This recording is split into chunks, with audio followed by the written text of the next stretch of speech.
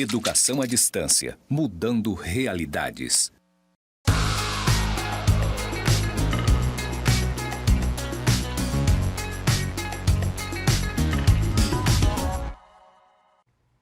Saudações, pessoas! Sejam bem-vindos aos cursos do Instituto Federal de Educação, Ciência e Tecnologia de Rondônia, o IFRO, Campus Porto Velho, Zona Norte.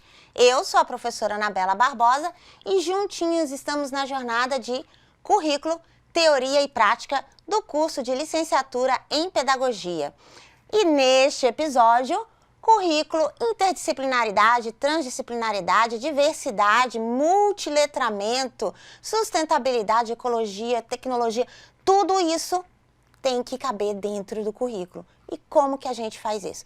Bom, para passar para nós e discutir conosco sobre essa essência da prática pedagógica, que são as competências e habilidades na vivência do aluno, na vivência do processo de aprendizagem, está aqui a professora especialista em gestão escolar, Camila Fernandes, da mantenedora e diretora da Escola Oficina da Criança. É uma alegria ter você aqui nos nossos estúdios, Camila. O prazer é meu, é um privilégio poder participar e contribuir com a formação aí de novos pedagogos para contribuir com a educação no Brasil.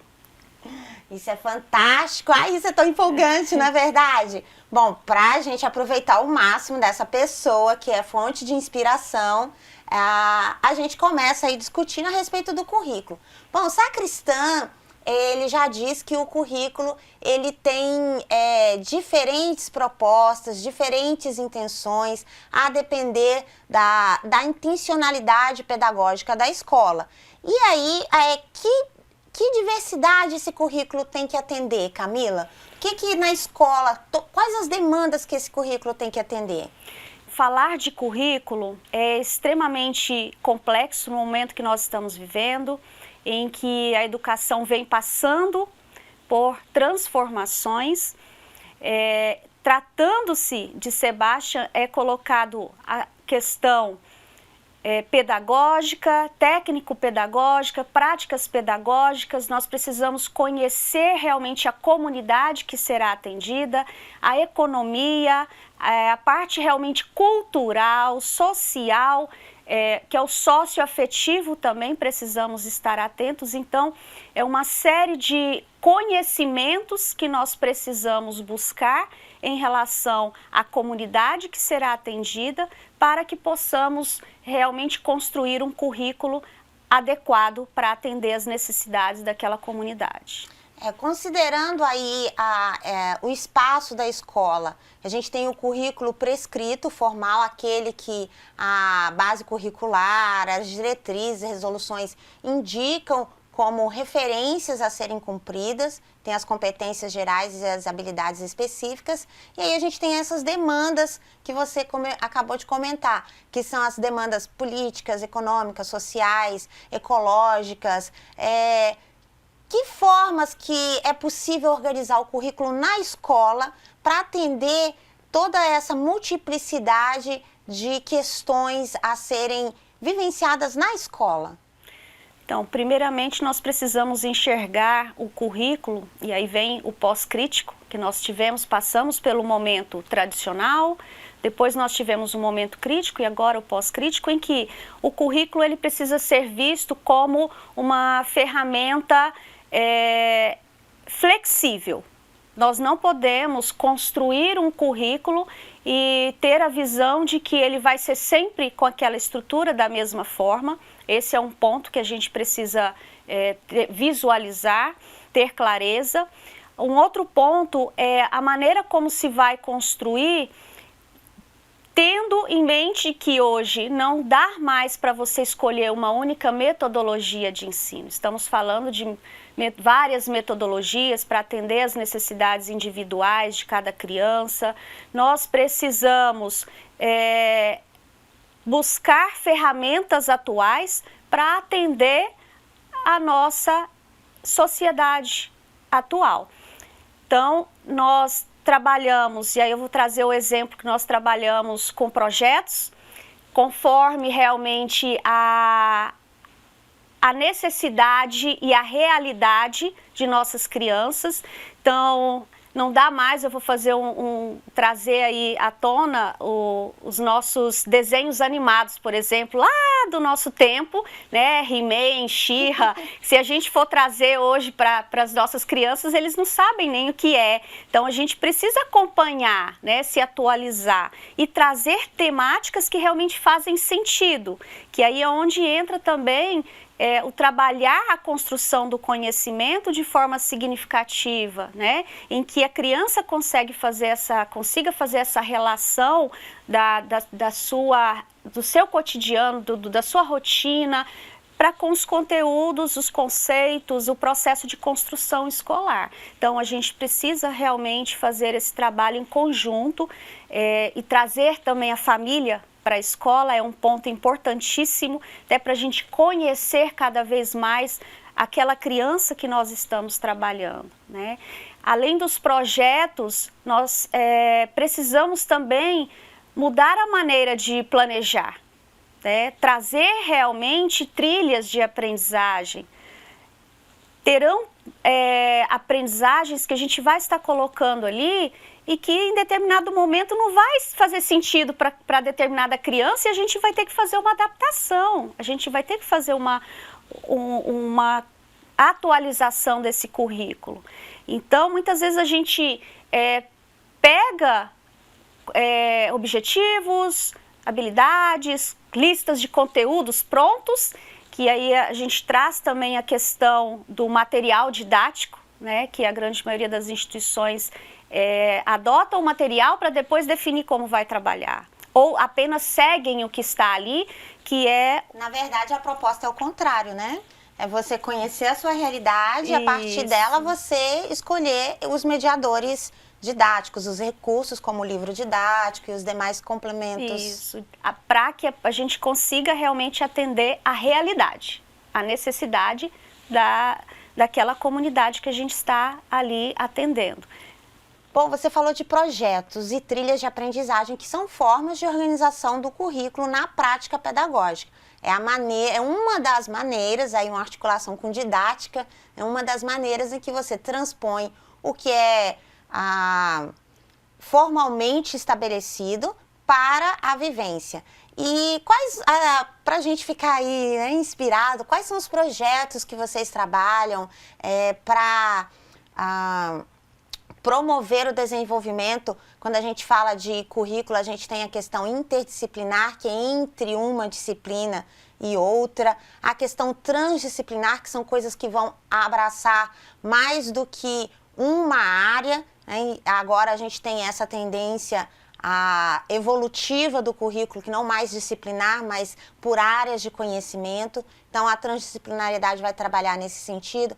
O multiletramento, né? Então, leitura digital, leitura física, leitura da palavra, leitura do mundo, como dizia Paulo Freire, sustentabilidade. Então, quais os projetos que vocês desenvolvem que articula essas trilhas com a demanda social, política e econômica que o contexto histórico demanda, as necessidades educacionais, pedagógicas e a prática e vivência na vida ali na escola, na sala de aula? Bom, então vamos lá, Anabela, a lista é grande. Ai, animado! A lista é grande. Porque nós temos sempre o olhar voltado não apenas à instituição de modo geral, como também à individualidade, a necessidade por faixa etária. Atender também às necessidades das crianças de acordo com as características e com a fase de desenvolvimento. Isso é fundamental. Então, nós temos os projetos que envolvem toda a instituição, todos os alunos. Então, nós temos lá, por exemplo, o projeto de leitura, tá? Que é leitura, um tesouro a descobrir no mundo encantado. Né? Tem a mala, aliás, cada período, cada turma, série, né, ainda tem várias nomenclaturas, tem um tema específico dentro do projeto de leitura. Isso. Então, nós temos, trazendo aí por faixa etária, nós temos, né, na turma de 1 ano, o Jardim Encantado, trabalhamos muito animais, que é uma fase que realmente se volta ao animismo, por mais que todos nós, até adultos, amamos bichos, animais, a grande maioria, mas a gente se volta muito a bichinhos do jardim. Que é um elemento da teoria cognitivista já, né, pacificado, essa relação que a criança estabelece com o meio, com o animal, né, o animismo que você falou, essa da teoria da aprendizagem, isso já é consolidado, então vocês estabelecem isso. Isso, então nós aproveitamos e temos essa visão realmente que é fundamental, que todo educador, né, estudantes de pedagogia tenham esse conhecimento. Precisa sair da ideia do senso comum, né, daquela caixinha fechada, limitada, de listas de conteúdos, né, e ir além. Então, o que a gente faz hoje é justamente buscar. Eu costumo brincar, dizer que eu não gosto de nada igual, toda vez a mesma coisa, a gente sempre muda. Diferente. Sempre diferente.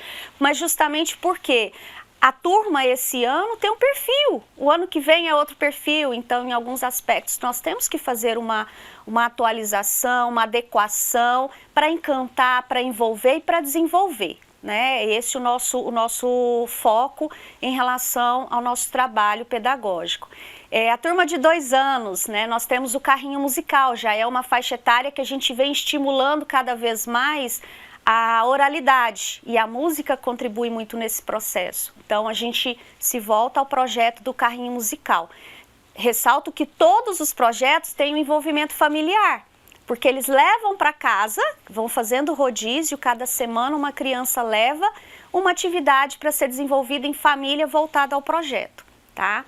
3 anos nós temos a Girafinha Mila, que inclusive é uma história criada por mim, e aí tem a personagem, tem a girafinha que eles levam para casa, que vem trabalhando a afetividade, vem trabalhando o cuidado, o convívio e, acima de tudo, a inclusão. Porque é uma girafa diferente, ela tem pintas coloridas e não marrons como qualquer outra girafa. Então tem todo um contexto por trás que vem trabalhando aí valores. O pré-1 vem trabalhando a mala mágica, que vem estimulando as crianças a percepção conforme as letras, que é o processo de letramento, identificação de letras, de objetos em relação à letra. Então, o que tem em casa com a letra B, né? A bola, o banco, tudo que eles puderem inserir nessa mala que envolva a letra B, eles vão inserir para levar essa mala repleta de novidades para a escola, que é justamente trazendo a realidade familiar, o contexto familiar, levando para a escola. Então a gente trabalha, eu falo que é uma via de mão dupla. A escola vai para casa, eles levam atividades e eles trazem de casa para a escola também. E a aprendizagem significativa, né? Segundo o Ausubel, a aprendizagem significativa é isso, é trabalhar com as conexões neurocognitivas a partir de conhecimentos prévios. Quais são esses conhecimentos prévios? Aquilo que ele encontra em casa. Então, quando ele leva a mala para casa, que ele vai ver vai ver a mala, tem B, o que eu tenho em casa que tem a letra B? Então, ele já vai fazer essa relação. Então, B é de bola, ou é B de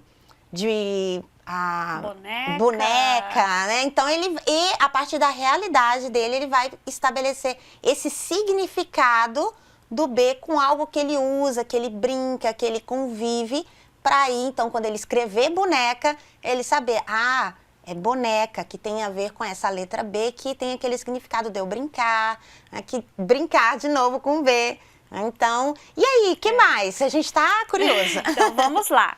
Pré-2, nós temos o baú, né? O baú mágico, que já traz aí o processo de letramento um pouco mais avançado, em que as crianças vão buscar também objetos, mas eles vão buscar figuras, imagens de palavras, eles vão construir novas imagens, que a gente vai trabalhando também o processo de construção de novas palavras. No primeiro ano, nós temos aí os arqueólogos em ação, em que a gente vem trazendo um universo também apaixonante pelas crianças, que são os dinossauros, por mais que a arqueologia ela não está diretamente ligada aos dinossauros, e sim à paleontologia, mas a gente faz todo um trabalho com eles para que eles compreendam também a diferença, né? O que faz um paleontólogo, o que faz um arqueólogo, e eles levam para casa uma maleta onde eles vão trabalhar a escavação, procurar objetos, coisas enterradas perto de casa ou no quintal de casa. Então eles vão sentir também, viver, que é o que a gente propõe, que é proporcionar, experimentar as vivências, né? São momentos de proporcionar novas vivências. E descoberta, que é uma essência da pesquisa. Pedro Demos já trabalha a importância de praticar ciência, de educar pela pesquisa, e esse é um momento que a criança vai, ela mesma escava, ela descobre, ela tem que escrever o que ela descobriu, ela tem que contar a história de como foi essa descoberta. Isso. E aí entra também a questão do aluno protagonista, né? Então hoje o professor, ele não é um mero transmissor de conceitos, de conteúdo, na verdade ele é um mediador. E quem vai construir esse conhecimento partindo dessas experiências é o aluno.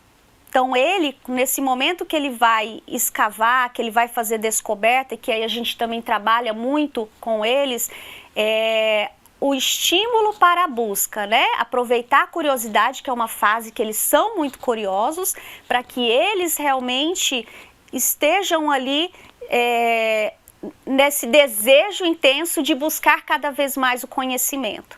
Então a gente tem que aproveitar esse momento que eles passam para que eles realmente aprendam a buscar o conhecimento, né? E não esperar que o professor dê resposta, os pais deem respostas, eles que precisam construir essas respostas. Então, eu vejo assim que hoje o nosso maior desafio está aí, trabalhar com os adultos que mediam essa criança, né, em qualquer ambiente que ela esteja, escola, em casa, no ambiente social, em festas, em praças, enfim, que o adulto ele compreenda que o papel é de estimular para que a própria criança faça e não se torne dependente de um adulto para poder chegar a uma resposta de acordo com a necessidade dele. Então, o protagonismo, a autonomia que a gente precisa trabalhar da criança também em relação a todo esse processo. No caso, né, como você falou, vocês não adotam necessariamente uma metodologia, até porque isso é historicamente já evoluído, digamos assim, porque sabemos que as demandas são diferentes, os sujeitos são diferentes, e aí sujeitos tanto professor quanto aluno, e momentos diferentes de aprendizagem. Então, é um momento que você precisa adotar certas práticas comportamentalistas, outras de aprendizagem significativa, outras do cognitivismo, outras da montessorianas, e aí vocês articulam isso, inclusive com temas geradores, que é o projeto, né? Você tem arqueologistas em ação, arqueólogos em ação, que é um tema gerador, aí tem o baú, e o que mais? Isso. Vamos continuar nessa trilha aí. Então, vamos lá. Então, nós temos também do segundo ano, que nós já trabalhamos mergulhando nos diferentes gêneros textuais. Então, de forma encantadora, o mergulho, por quê? Pela visão de embarcar em diferentes gêneros, então poemas, e aí nós temos textos narrativos, entrevistas, enfim, são diferentes gêneros, e a proposta é que levem as crianças a estarem construindo, produzindo e reproduzindo gêneros textuais. Então, eles estarão recebendo e lendo gêneros, eles vão fazer um processo inicial de reescrita, adaptações, como se fosse igual a paródia, né? Paródia é uma delas. Então, eles vão estar montando, baseado em um texto, montam outro. Depois, eles vão criar o próprio, eles vão criar as poesias, os próprios textos, né? Então, a proposta é essa. Vale ressaltar que todos eles têm uma culminância, cada projeto tem a sua culminância. Então, no almanaque, no mergulhando nos diferentes gêneros textuais, é a construção do almanaque. Então, eles vão estar construindo, no final tem lá a coletânea das produções que eles estão desenvolvendo no decorrer do ano. No final, eles vão ter uma coletânea que vai ser organizada em um almanaque. Inclusive, nessa proposta do protagonismo do estudante, do sujeito da aprendizagem ser ativo, um processo, aí a gente fala de metodologias ativas, então, como uma forma de trabalhar o currículo. Então, a metodologia ativa é justamente ele ser protagonista, ele ser autor. Vocês também têm um projeto, né, do autor, de que as crianças criam os próprios livros. Isso, o superautor. É realmente uma proposta em que a gente vem estimular que as crianças realmente escrevam. Cada vez mais a gente vê que estão sendo distanciados as produções escritas, né, os recursos tecnológicos, por alguns momentos, se a gente não tomar cuidado, estão distanciando as crianças desse processo realmente de criação, de produção textual.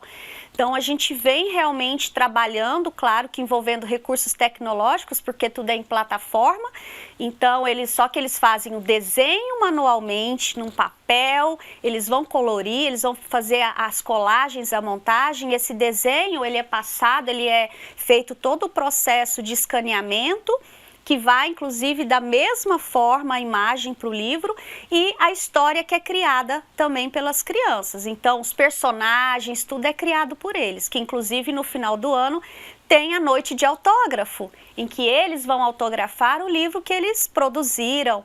E, além disso, fazemos também a apresentação teatral envolvendo os personagens, valorizando a construção deles naquele processo. Então, é muito gratificante ver o resultado e nós iniciamos esse ano já com aquela expectativa. Tia, quando é que a gente vai fazer o livro de novo? Então, a gente percebe o quanto a gente tem despertado realmente o interesse, as nossas crianças, pela leitura escrita, né? E criar, que também hoje, vejo um desafio e que a gente precisa trabalhar enquanto adultos, que é dar essa liberdade ao aluno de criar. Porque a nossa visão é de um mundo perfeito, de que tudo tem que ser de uma forma muito sistematizada, e na cabeça da criança a estrutura é diferente, a maneira de pensar é diferente. E cada um tem a sua maneira, o seu mundinho, que também a gente precisa valorizar isso. E eles têm nessa produção essa oportunidade de expressar o personagem que eles mais gostam, eles envolvem na história, onde acontece a história, a maneira como acontece, a gente vê que realmente é o universo dele. Então, eles têm a oportunidade de expressão, que é a liberdade de expressão que a gente também precisa proporcionar na educação.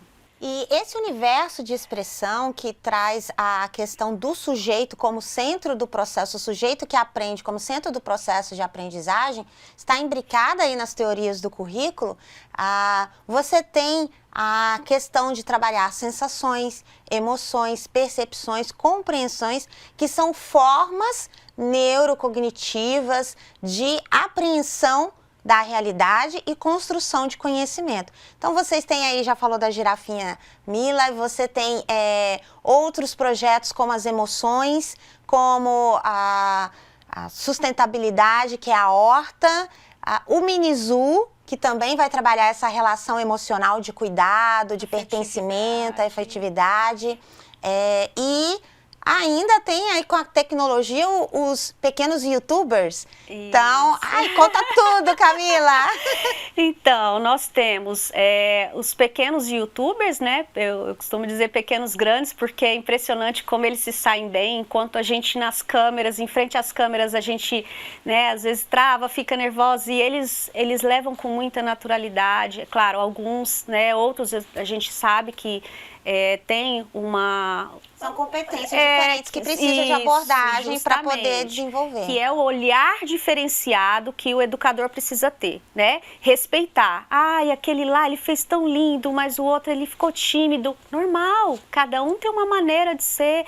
E aí, ter a percepção, o olhar avaliativo, não no sentido de julgamento, né? Mas de replanejar para trabalhar aquelas limitações, dificuldades, aquele momento que a criança, se ela ficou mais tímida, opa, vamos lá, vamos ver como que a gente vai poder trabalhar para que ela se solte mais.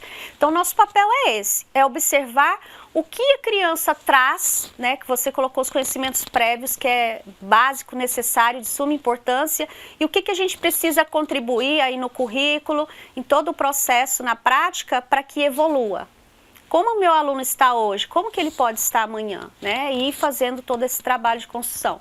Então, os YouTubers em ação, e aí a gente vem trazendo, né, as novas tecnologias aí, esse mundo realmente tecnológico, para que eles entendam também a função, né? Hoje nós temos YouTubers muito educativos, que realmente traz muitas informações e até em determinados momentos eu vejo que contribui para a formação, assim como nós temos alguns que eles prejudicam realmente no processo. Vazios do ponto de vista de conhecimento, de construção do indivíduo, do ser humano, né, de questões críticas sociais. A gente falando críticas sociais para crianças, sim, porque elas percebem, elas estão no mundo como nós. E eles estão na fase em que é a influência do meio.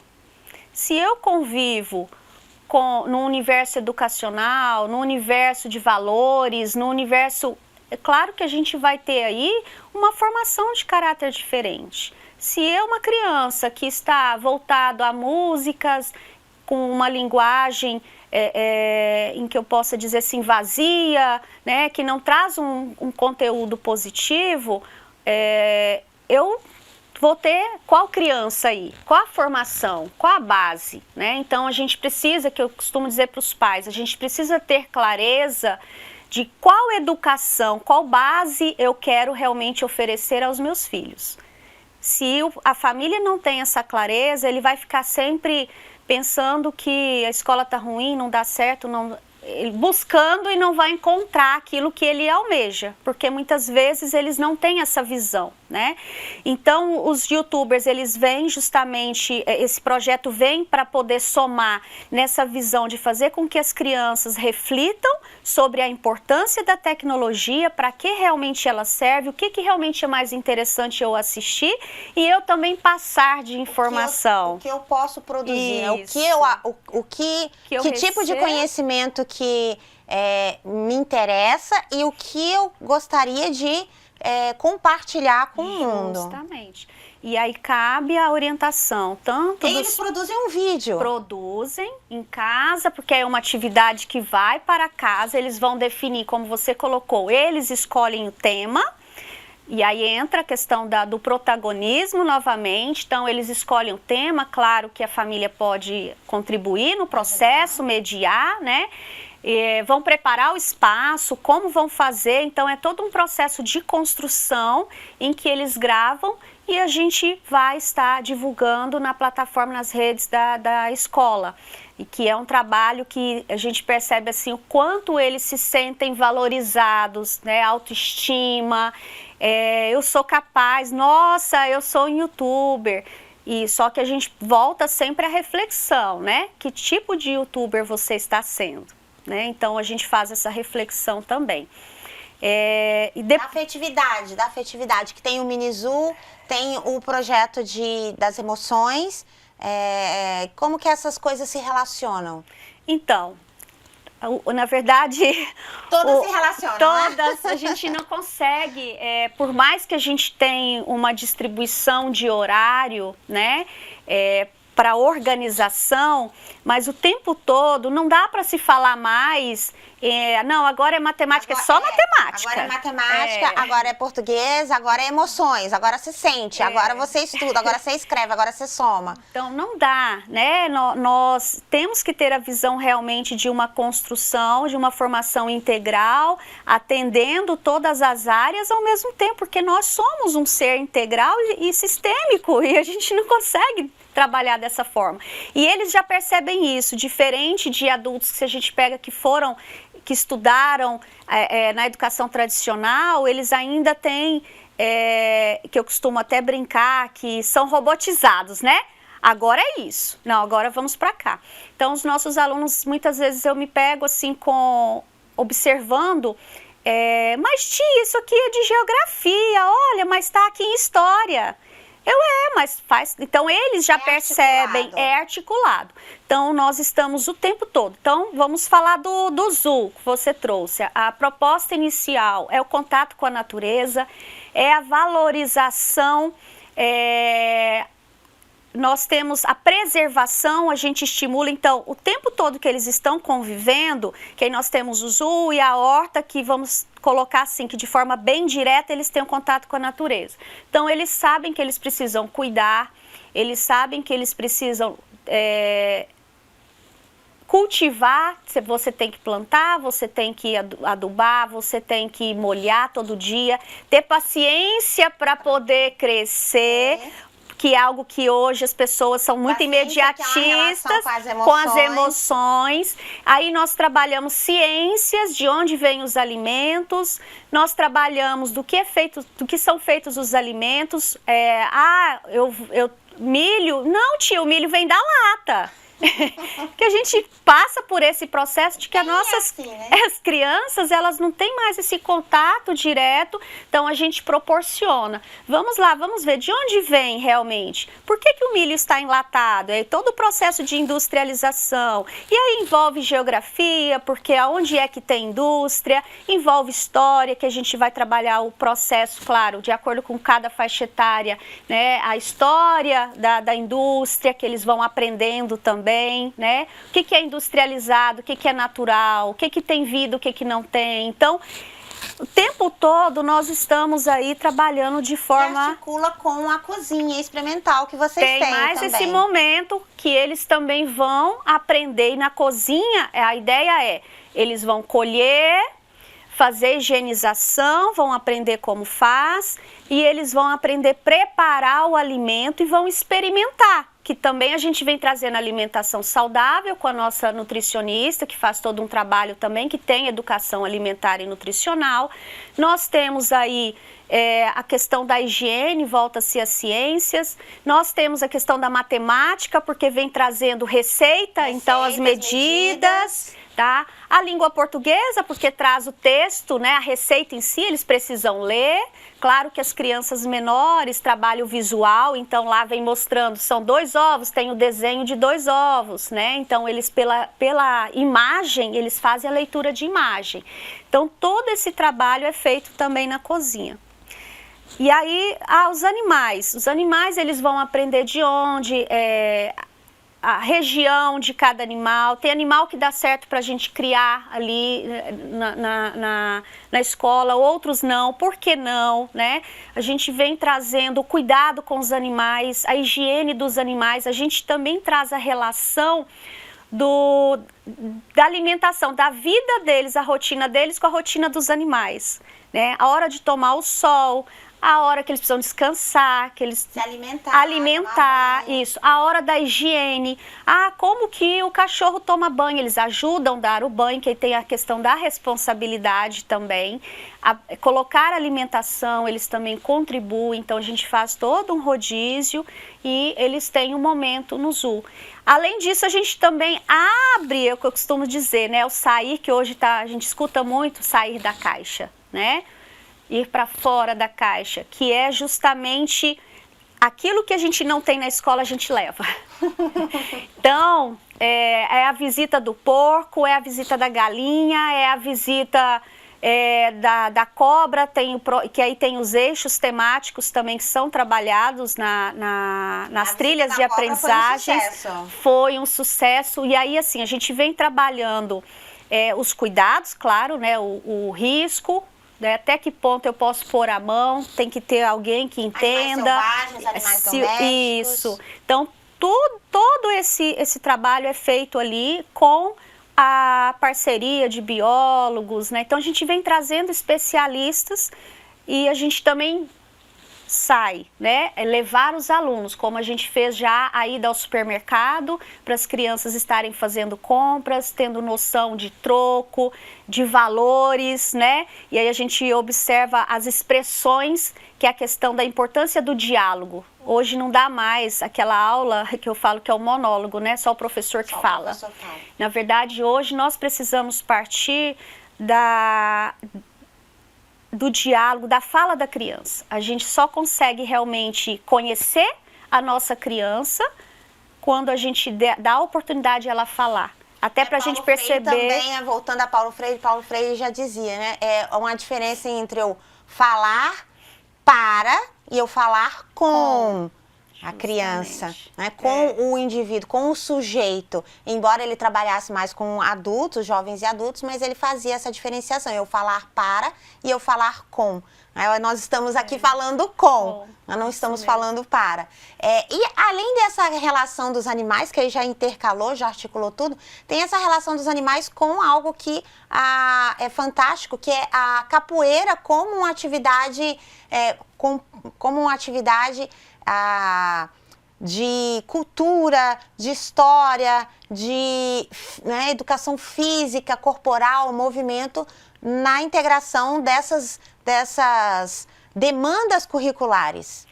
Então, a capoeira, ela surgiu para nós, e é interessante falar, com uma experiência de um conteúdo, e aí eu venho trazendo uma caminhada de experiência enquanto professora, que era um conteúdo programático, um material didático, e que, como eu sempre incomodada, querendo trazer mais, fazer diferente, fiz o convite, né, ao professor de capoeira. E como pedagoga, ao desenvolver esse momento com as crianças, que é justamente, primeiramente, quebrar paradigmas, porque infelizmente a gente ainda vê a capoeira, a gente vê que ainda existem muitas crenças, né? Muitos julgamentos em relação à capoeira, e aí a gente percebe que realmente a capoeira é uma riqueza cultural, é uma riqueza histórica que faz parte realmente da nossa história, e que, acima de tudo, eu pude perceber como mãe e como profissional o quanto ela contribui para o desenvolvimento da criança. Ela trabalha, estimula o convívio social, ela estimula a oralidade, porque tem a música, eles cantam também. Inclusive, uma das músicas envolve a cobra, né? A cobra não tem pé. E só como é que ela faz para subir no pezinho de limão? Então, já tem articulação lá com biologia. Então, assim, a gente vem cada vez mais trabalhando, realmente acessando de forma interdisciplinar, transdisciplinar, para justamente enriquecer o processo de desenvolvimento das crianças. E aí, percebendo todo esse crescimento, esse desenvolvimento das crianças em relação à capoeira e o encantamento, além de trabalhar também a disciplina, porque ele tem o momento da roda, eu tenho que aprender a ficar no meu lugar, esperar a minha vez para ir jogar, então, os movimentos que eles precisam aprender, enfim, despertou realmente o interesse, o desejo, e foi o que nós fizemos, de inserir na matriz curricular. Então, hoje, a capoeira, ela é como qualquer outro componente curricular, né? Linguagem, matemática, a gente inseriu a capoeira. Então, temos toda uma organização, uma estruturação, e assim como as demais, a gente também tem os momentos que a gente tem as adaptações. Então, a gente percebe a necessidade de adaptar a aula, as atividades, né? A sequência didática, a gente vai fazendo essa adaptação também, como todas as demais na escola. Bom, e como elemento essencial desse processo, né, pensar fora da caixa, aí a gente também vê uma nova tendência na educação, que vem da administração, vem da arquitetura, que é o design thinking, né, você colocar o sujeito no centro do processo, como que ele percebe, o que ele sente, como ele quer fazer, para que aquilo serve para ele. E aí você tem que, além de tudo isso, é necessário, é fundamental que quem faz a mediação desse processo esteja aberto, esteja formado para esse processo. Como que vocês realizam esse processo de encantamento dos professores para essa prática que não é fácil. Então, relembremos aqui que toda essa estrutura discutida aqui de transposição do currículo prescrito para a vivência didática, ela demanda muito mais preparação, muito mais leitura, muito mais tempo de realização do que fazer a exposição de um rol de conteúdos. Como vocês articulam isso, Camila? Então, primeiramente, a gente vem, eu falo que esse aí é o nosso maior desafio hoje. A gente vem de um processo tradicional. Nós fomos educados no processo tradicional. Então, eu falo que o primeiro passo é cada um querer a mudança, aceitar a mudança. Porque a gente vem com uma organização mental, com uma estrutura social e, de repente, a gente se depara com outra.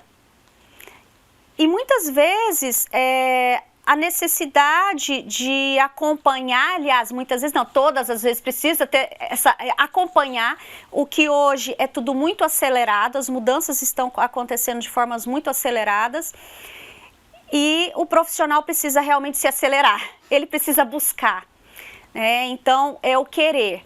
E a gente vem trabalhando formações, buscamos consultorias para que a gente venha justamente dar esse suporte para a equipe, para que a equipe repense, ressignifique, porque aí, Anabela, envolve também questões socioemocionais de cada profissional. Então, se eu não estou preparada emocionalmente, se eu tive uma história de vida que não foi muito feliz, vamos dizer assim, se eu não ressignificar isso, inconscientemente eu vou passar isso para os meus alunos. Então, hoje a minha maior preocupação... E a sensibilidade, tanto com relação ao professor quanto ao aluno. O professor, vocês sensíveis no sentido de que, bom, se esse professor ele precisa de um tempo maior para ele ressignificar esse processo, não posso forçá-lo a fazer porque o resultado não vai ser positivo para nenhum dos lados. Não tem como, né? Por mais, é o que eu falo sempre para os pais, por mais que a gente ofereça formações, consultorias, atendimentos psicológicos, apoio, né, que a gente não pode clinicar na escola, mas esse apoio não é de um dia para o outro, cada um tem seu tempo. Assim como, e aí é onde eu falo que o mesmo trabalho que a gente tem com as crianças, a gente tem com os educadores, justamente, com toda a equipe, que na verdade eu envolvo nessas formações toda a equipe, porque eu falo que o processo ele acontece desde o momento que pisa na porta da escola e a pessoa que está ali responsável, acolhendo, dá bom dia, eu já estou educando.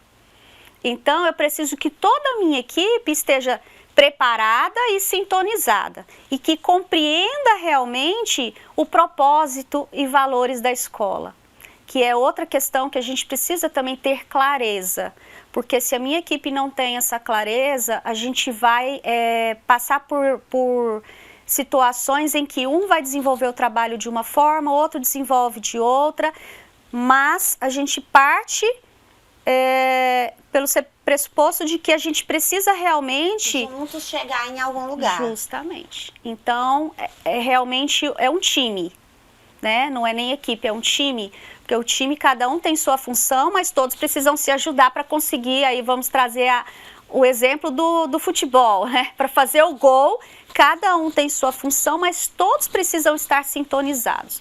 Então, é nesse processo que a gente vem buscando cada vez mais essas formações, esse acompanhamento, esse apoio, para que a equipe possa realmente evoluir nesse processo.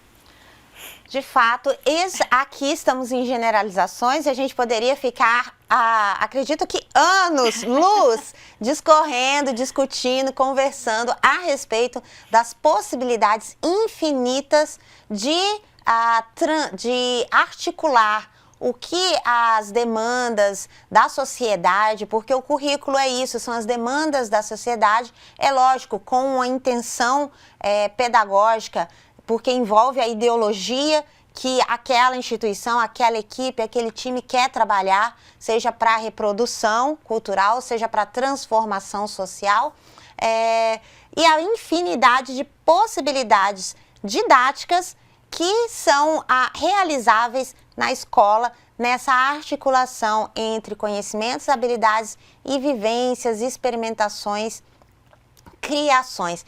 Camila, qual sua dica aí final para fazer acontecer essa relação entre o que é prescrito dos referenciais e aquilo que a criança, o sujeito, aprende significativamente? Bom, primeiramente precisamos apropriar do conhecimento. Então eu preciso, e aí eu costumo dizer que muitos não têm a visão geral.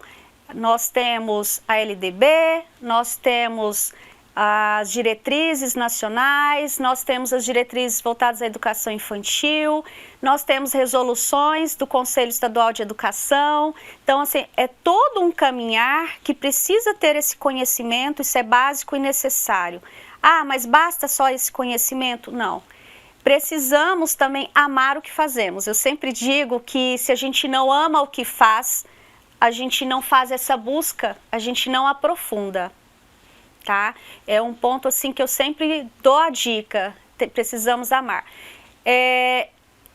E fecho dizendo que a gente precisa realmente pensar numa educação em que a gente saia dos muros, em que a gente consiga realmente trazer as nossas crianças, ou levar as nossas crianças a um universo mais amplo, mais complexo, em que não limite. Porque hoje nós temos aí um currículo, sim, que é necessário ser construído, mas ele pode ser ampliado, né? Deve ser ampliado. Então, que a gente tenha essa visão de um currículo rico, de um currículo flexível, de um currículo em que coloque a escola viva, que é o que eu falo, a escola ela precisa ser viva. Esse é o diferencial de uma educação pós-crítica, em que realmente trabalha de uma forma além do que só os muros da escola. Ai, foi uma alegria receber você, a Camila, aqui nos nossos estúdios do IFRO Campus Porto Velho, Zona Norte, e ter essa conversa, embora estejamos em duas, essa roda de conversa, esse diálogo sobre currículo, teoria e prática, as mudanças, e aí a gente chama o nosso lema, né, EAD, mudando realidades. Então, como que a prática pedagógica muda realidades através desses momentos que se proporciona as vivências, a construção do conhecimento, o estabelecimento de significado a respeito da realidade, da visão crítica sobre isso, e tudo isso a gente percebeu que a escola tem condições de fazer, é possível fazer a partir do momento que você conhece, que você estabelece a sua intencionalidade pedagógica. Então, foi uma alegria receber você, os estúdios estão abertos sempre e, claro, a gente tem mais episódios aí para vocês acompanharem. Até a próxima, bonanças!